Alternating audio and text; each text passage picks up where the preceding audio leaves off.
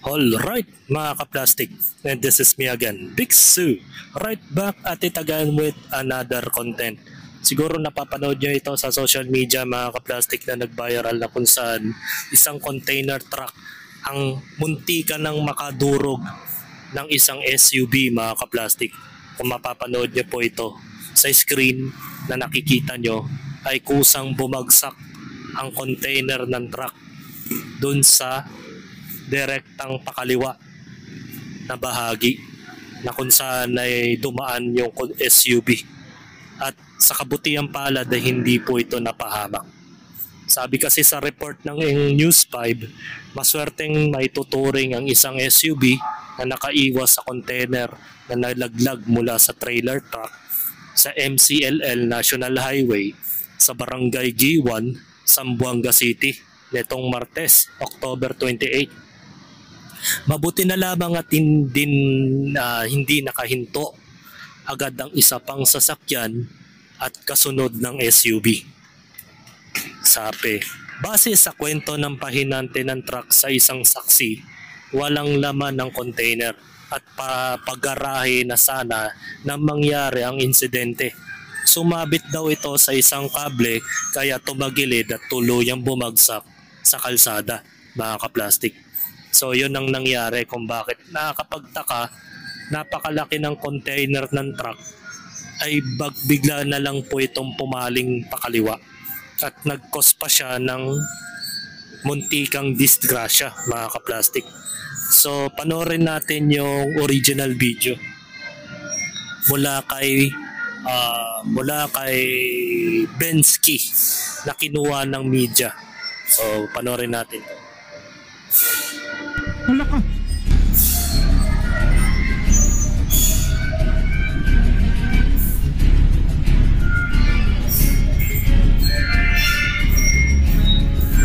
Kung mapapansin nyo po, isang container truck na asul ay kasunod niya ay ang mga motorista, which is 4 o 5. At medyo delikado rin na dumikit ka sa mga ganitong truck eh. Pero ang ginagawa nila, pinipilit nila sumingit. No, wala ka. Yun, no? Munti ka na po, mga ka-plastic. Ang ganda ng pagkaka-slow motion, no? Makikita sa video. Sakto na nakaalis ang SUV bago natuluyan na bumagsak ang isang container.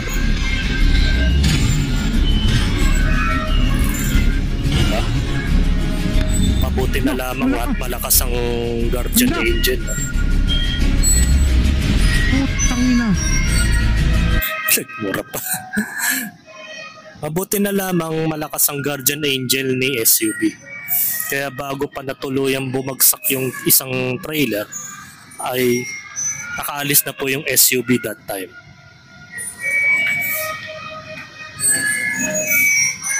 Yan, sabi nga ni CJ Cody, isa sa greatest fear ko pag container truck ang sinusundan ko.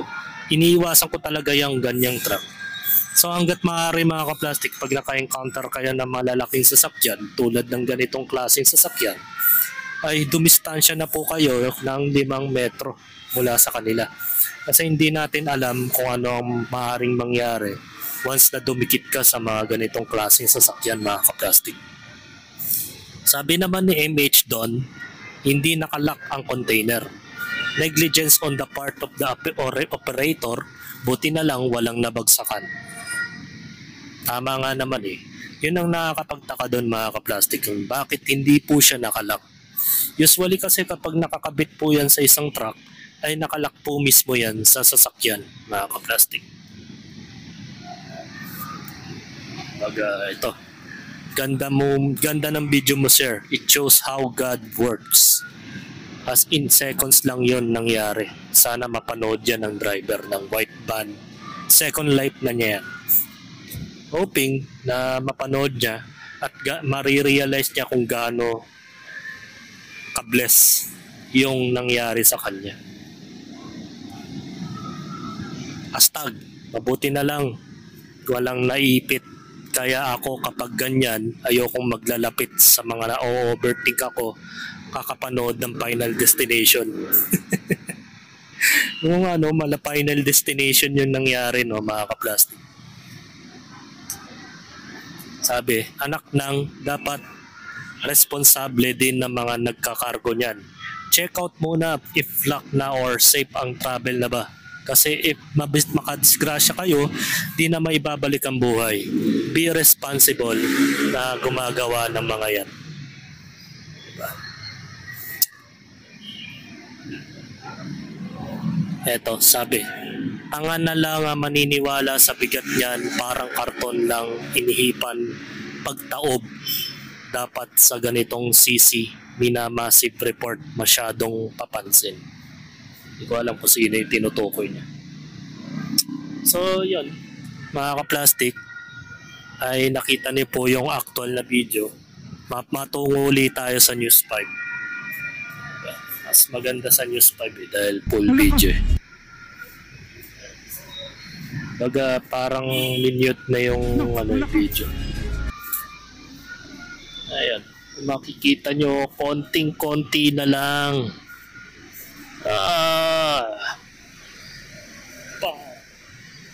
Bang! Buti na lang bago lumapag yung container ay nakaalis na yung SUV. Milliseconds lang ang pagitan. No, wala ka. Yun, no? Handa. Bang! Napamura pa nga yung rider. Diba?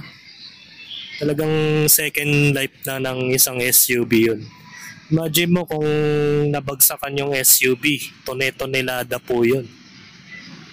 At may possibility na mayuyupi talaga yung sasakyan mo.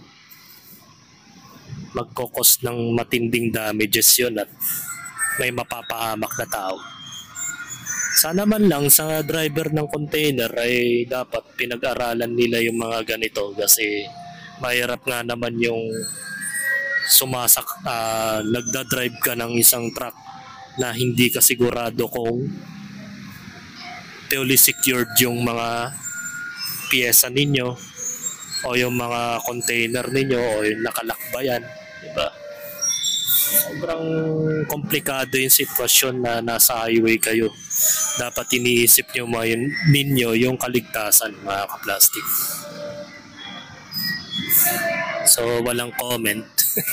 Mahina na naman ang signal natin. Ano, sabi nga ni Richard, another final destination pero hindi final ang kanyang destinasyon. Kaya moral lesson to, mga ka-plastic, sabi nga ni Tao Enan. Kaya wag tatapat sa container truck kapag umaandar. Yan talaga ang pinaka most probably na sinusunod ng mga motorista. Hindi lang yata. Hindi talaga nakalock ang container kaya natanggal. Sabi nga nila sa report ay sumabit daw sa kable ng kuryente. Napakatibay naman ng kable ng kuryente na yan. Pero mo, ang bigat-bigat ng bakal nagawa niyang ipaangat. Diba, nakakatakot naman talaga kapag lalo na kung kasabay mo yung mga ganito, mga ka-plastic. Meron pa nga isang insidente rito, mga ka-plastic, ipapakita ko sa inyo. Ito. Bakit nga ba? Ito po yung isa pang mala final destination. Hi guys, good morning MSFDI. So iwasan niyo pong sumunod sa mga truck na ganito ang karga. Napakadelikado po. So sa lahat ng mga drivers, paalala po na higpitan po natin ang pagkakatali ng mga culvert sa ating mga truck kapag tayo. Wala nga tali. Ride safe mga kapatid, MSFDI. Hi guys. Diba? Ito po yung isa pang insidente, mga ka-plastic. Meron silang daladalang tone-toneladang parang drainage hole na kinakabit sa mga kanal na kung saan mga ka-plastic ay wala man lang safety. So yung tinali man lang yung drainage hole na daladala nila. Napakadelikado to, mga ka-plastic. Marami pa rin kasing lumalabag sa batas trapiko. Especially yung mga malalaking sasakyan. Diba? Diba mga ka-plastic? Sobrang delikado yan, no? Tingnan nyo. Good morning, MSFDI. So iwasan niyo pong sumunod, no, sa mga truck na ganito ang karga. Wala man Napakadelikado lang po. katali-tali. So sa lahat ng mga drivers, Kahit man paalala lang po na lastik. higpitan Wala po natin ang pagkakatali ng mga culvert, no, sa ating mga truck kapag What if kung biglang gumulong yan? Ano na lang mangyayari sa mga kasunod niyang motorista? Sobrang delikado yan. Ito, another incident, mga ka-plastic. Isang troso naman na kumarga. Lang. Make another glitch. Yan.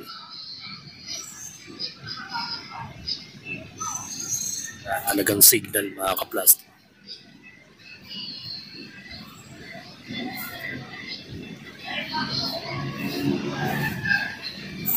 Yeah. Tayo lang natin ang video. Ito po yung isa pang insidente na troso naman yung karga ni wala man lang tali, mga ka-plastic. So marami pa rin talagang pasaway na motorista o especially mga nagdadrive ng mga malalaking sasakyan. Wala ng signal. I'm Hello. ready. Do it! Do it! It's okay! It's alright, I'm not scared anymore! It's okay, I'm a millennial born in the 1980s! I've been through enough! Just do it! I think hindi naman po ito sa Pilipinas pero marami pa rin talagang pasaway, mga ka-plastic. So, lagi niyong tatandaan, mga ka-plastic, sa tuwing babiyahe kayo, especially sa mga motorista, ay lumayo kayo ng 5 metro. Diba? 5 meters away sa mga malalaking truck.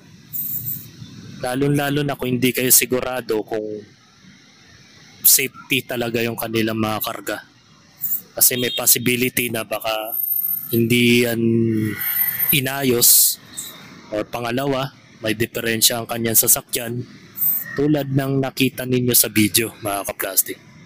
So, huwag niyong pipiliting sumingit sa malalaking truck. Pangalawa, hanggat maaari, kapag may nakita kayong hindi maganda, i-video nyo kaagad at i-report nyo po ito sa LTFRB o kaya sa LTO. Nang sa gayon na magawa ng aksyon yung mga ganitong klaseng insidente para maiwasan yung mga ganito na may mga lutang na utak na mga driver na hindi nila inaayos yung mga trabaho nila. So hanggang dito na lang ang aking opinion. And this is me again, Big Su, lagi nagsasabing ang mga plastic ay matagal mabulok dahil mga plastic ay toxic. Kaya, what's up mga ka-plastic? And this is Combid, commentary video ng video live stream. Signing up. Alright. Mga ka-plastic, kung nagustuhan nyo ang aking video, isubscribe nyo lang ang aking channel. At the same time, i-hit nyo rin ang notification bell at yung all para ma-notify kayo sa aking susunod ko pang video sa aking YouTube channel. Maraming salamat po mga ka-plastic.